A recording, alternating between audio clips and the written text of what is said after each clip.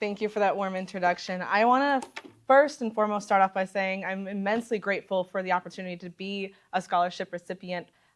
You have no idea how much, maybe you do, those extra dollars really go the mile, especially in grad school. So thank you so much. And I'm really excited to talk to you about what I've been working on for the past year and what I plan to work on in the upcoming year, because it's my baby. I'm having so much fun doing it.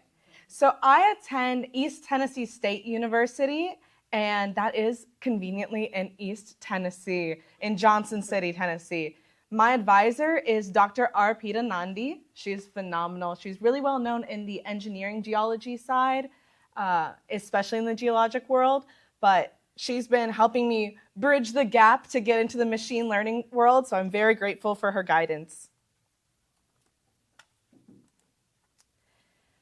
So I started school August last year, and I knew that I was really interested in landslides, and I wanted to study landslides, and I was interested in Appalachian landslides specifically because they are a shallow type of landslide that is a little bit less predictable than our major ones. Like you see usually an earthquake and then you see a major landslide, but these ones seemingly happen overnight. They happen in the dark. And I really was curious by that.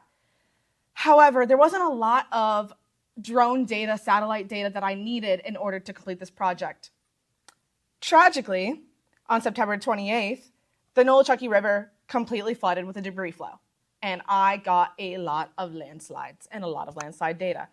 I do want to acknowledge the fact that this was a major tragedy, and landslides are a significant geohazard in southern Appalachian region, where there's steep terrain, there's complex geology, and an increasing precipitation events heighten the risk to infrastructure and the communities.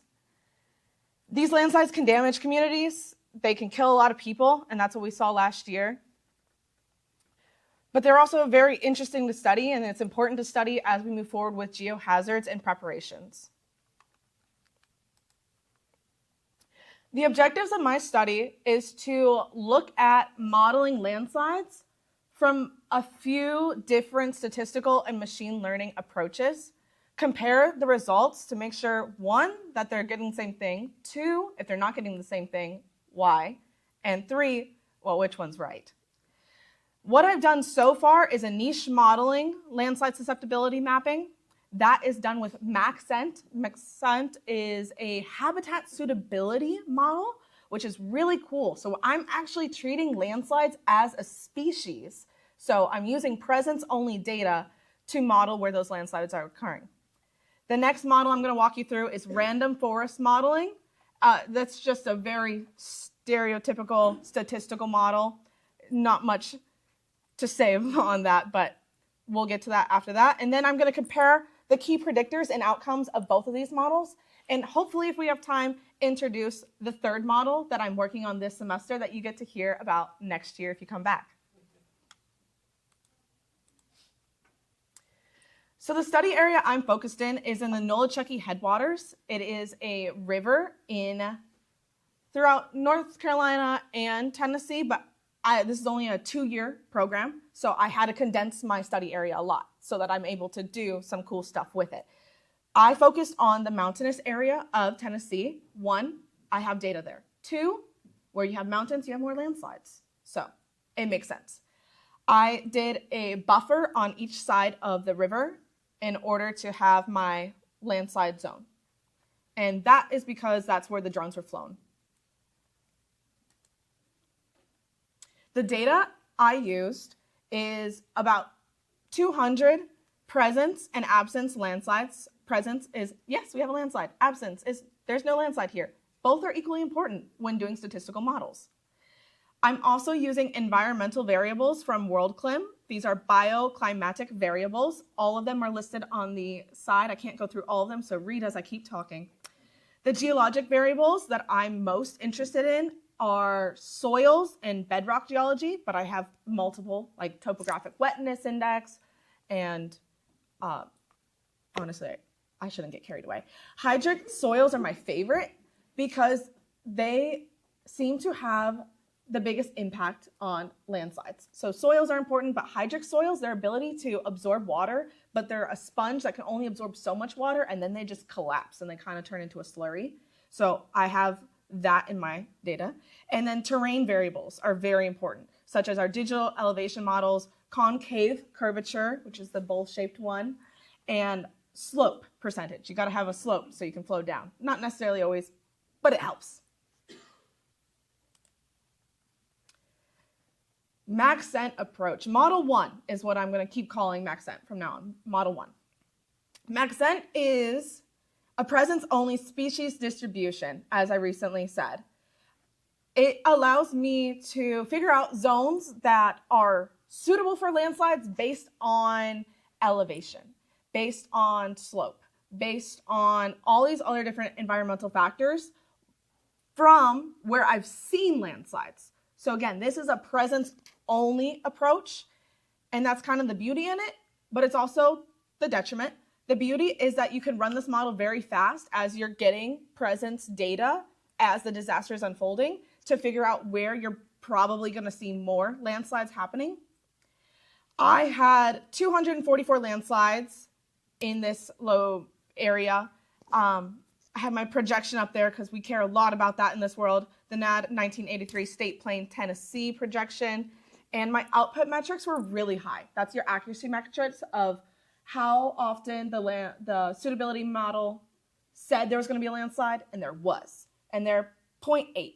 We like 0.5 in statistics and higher, so 0.8 I'm really happy with. The Model 1 Maxent results showed me that the precipitation of the driest month, BioClim 14, ended up being one of the most important variables in its percent contribution. Those ones up in the top are my most important, and unfortunately, one is blocked out. BioClim 6, which is our minimum temperature of the coldest month, is also very important. Something that I did see amongst all my models is elevation matters a little bit more than one might think, and it's not just because landslides have to flow down, but it has to do with a multitude of other factors as well. Model 2 is our random forest-based and boosted classification and regression model. I had, for this one, presence and absence data. My training data had over 150 presence and absence points, so 150 presence, 150 absence points. My variables I included were all of my bioclimatic variables, all 19 of them, because I just want to throw spaghetti at the wall and see what sticks.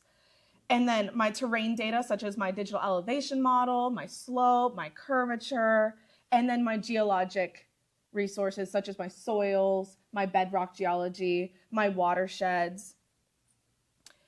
And then for my validation of this model, I did 50 runs, so 50 iterations of this model, and 20% holdout. This is what the literature said to do, is honestly why I picked it. It said that this was a way to get it's the industry standard, if you will.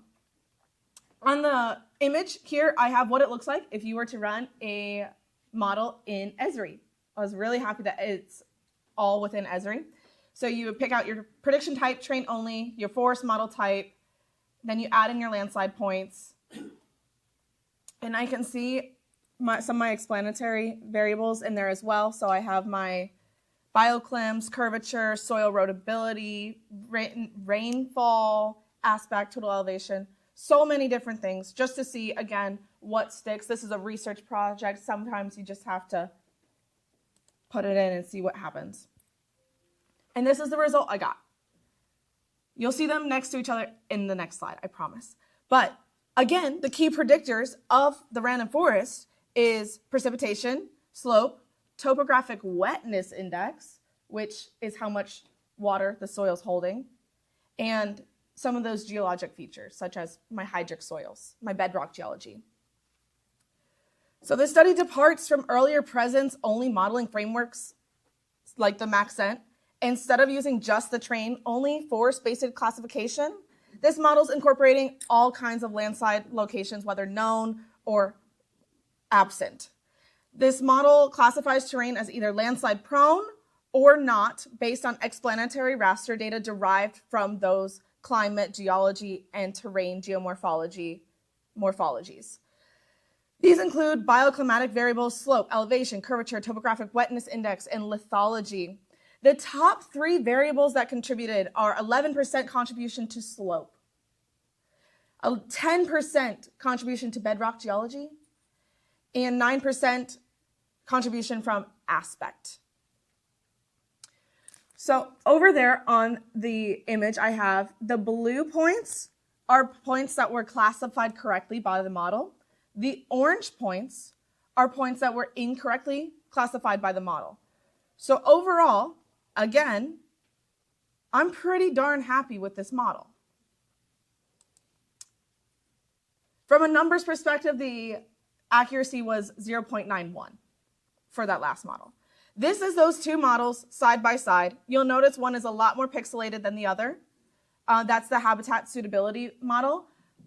My future work is to rerun my Maxent model, which is the pixelated one, directly in Esri because they have that capability, and add in my geology parameters more, so my soil, my bedrock geology, so I can better compare these, because kind of right now it's apples to oranges, and I want to compare oranges to oranges. So that's my next step, and that's what I'm doing right now in the classroom. But for now, you have your landslide suitability analysis map that's really pixelated. You'll notice that it does correspond pretty nicely with the forest-based and boosted classification regression model. Model 2, I can say model 2. Especially if you squint, because the yellow parts kind of go with the red parts. And the red parts, it works, I swear. But I'm really happy. They align a lot better than I anticipated. And something that was interesting, both of them favored the southwest slopes of the terrain. So my random forest conclusions is that performance-wise, high overall accuracy. This is model 2. I had an overall area under curve 0.9. I had AUC of 0.91, an F1 score of 0.91. These are all ways to say that it did really well, and I'm proud of it. Median accuracy across the runs is a 0.932. It's a very strong consistency over the 50 runs that happened. It was consistent through all 50 runs. What I would like to do moving forward is add even more trees. I did 50, industry standards 45 to 90. Key predictors, again, rainfall, slope, bioclimatic variables 6 and 11. My key takeaway from this model is that there's a strong predictive capability for both landslide and non-landslide classes. This is a reliable tool for risk analysis and planning. My limitation of the study, something that I didn't love as I went through this process, was the black box nature of it. Its internal decision-making is not easily interpretable. It's not easily traceable. So as it's making these decisions throughout the random forest, I don't know how it's making those decisions, really. My Maxent conclusions is that the AUC was 0.77 and 0.801, depending on if I use the projection of the state plane or the world plane. So the state plane, of course, was more accurate. I identified high-risk southeast slopes matching observed post-Hurricane Helene landslides, and I did mean southeast previously. I do apologize. The key predictors is the precipitation of the driest month, the minimum temperature of the coldest month, and my takeaways is that Maxent is effective for presence-only data. It's really great for that post-disaster, data-limited regions. You have to make those quick decisions. However, its limitations is it's coarser. That bioclimatic resolution is pretty coarse. And there's a lot of background point assumptions being made throughout the model. So I'm gonna, with my 1 minute, to my future work, and that is next year you'll get to hear me talk about my Griffin Tools flow modeling, which I'm very excited. This was just published by the USGS in February of 2025. So this is a modeling framework that I'll get to use on the Appalachian landslide, see if it works for Appalachia, and then compare it to those other models I've just created as well.